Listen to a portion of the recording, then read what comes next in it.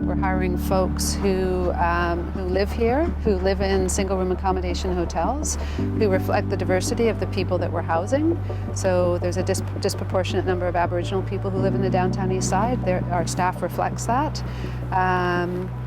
We want folks who understand and empathize and are compassionate about what our tenants are going through, and who the tenants can relate to. Some of the misconceptions that I've heard of, like the downtown east side is just full of drug addicts and it's just full of prostitutes and it's a crime-riddled neighborhood and it's a scary place to be. When it does have in reality, it does have its addictions issues, it does have its crime issues, but it's also, on the other hand, got its huge community, There's a lot of people that have been living down here in this neighborhood for years, I'd venture to say generations.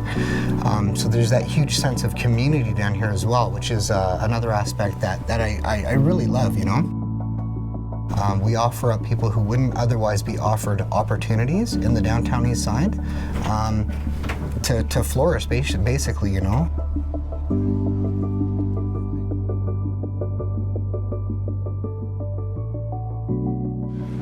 One thing I like is when I clean and I mop and then they come out, they can smell the clean. They go, wow. They always say one thing they liked about me is when they get up, they can smell that clean. It smells clean. They know I've been there because they don't smell it. I don't know, right? I'm not saying I'm the best and nobody else does the job. I'm not saying that, but they just like that, about me, right? So, which is cool. It's good to hear that. Right? I come home, right, and I go up there and I read that every day. You know what I mean? What the saying says there. I know, it just, it just hits home, right?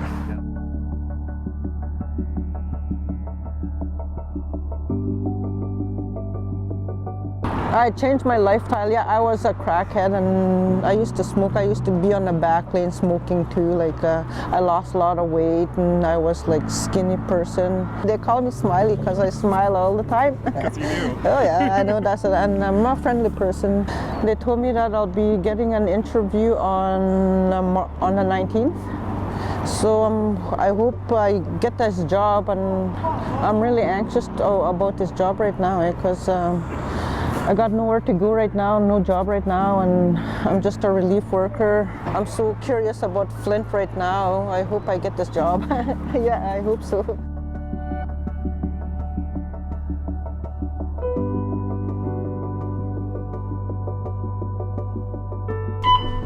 Are you on 15? Yeah.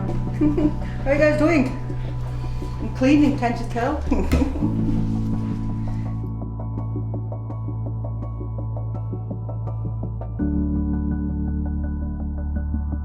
And a friend of mine told me about Atira because I was living in the downtown east side. I was living on East Hastings at the time. And that same day, I had that interview at 10 o'clock. I started the first day that day at 4 o'clock. I try to do a round at least every hour. Sometimes I'll do them every half hour. And so a lot of times, like I say, when I do my walkthrough, I want to make sure that the aisles are clear. If there's clutter in there, then I'm going to move it. First I'll find out if somebody owns it. If it's garbage, then I'll take it outside, right? I don't want to throw somebody's stuff out. Their bathrooms are okay. That their garbage, I'm going to empty it real soon. One of the things I've learned that people don't want to know what you know until they know that you care about them. As soon as you show that you care about them, they'll listen to you. Dirty they are. Oh, trying to pay my rent this time. I was short of about $100 for my rent. How dirty these things are. Wow, look how dirty.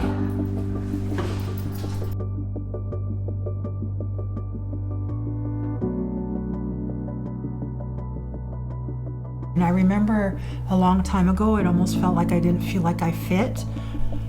And now I am the senior support worker of the MARP.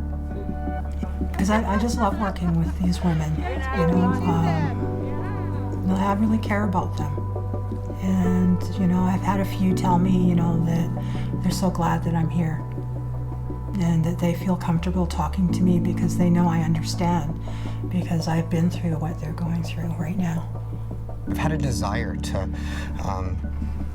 have some sort of standing in this community, you know, to be in a position to either A, give back, or be a positive force, or you know, have some sort of positive effect on the downtown east side. And I couldn't have found myself in a better position with Atira Property Management. You know, housing is the beginning for bridging anybody with resources that they need. Without housing, it's really a hard place to, you know, get people the medical, mental, addictions issues that they need, right?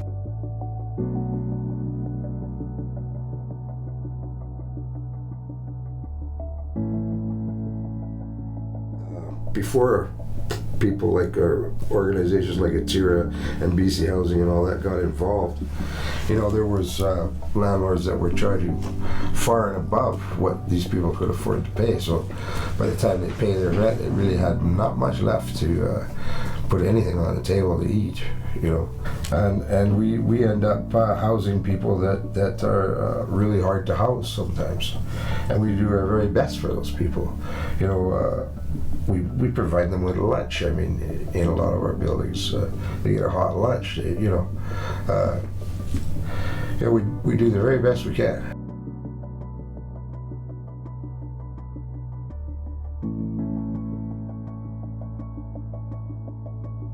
But what we do here, we're really proud of, and the work that we do every single day is impactful. We know that.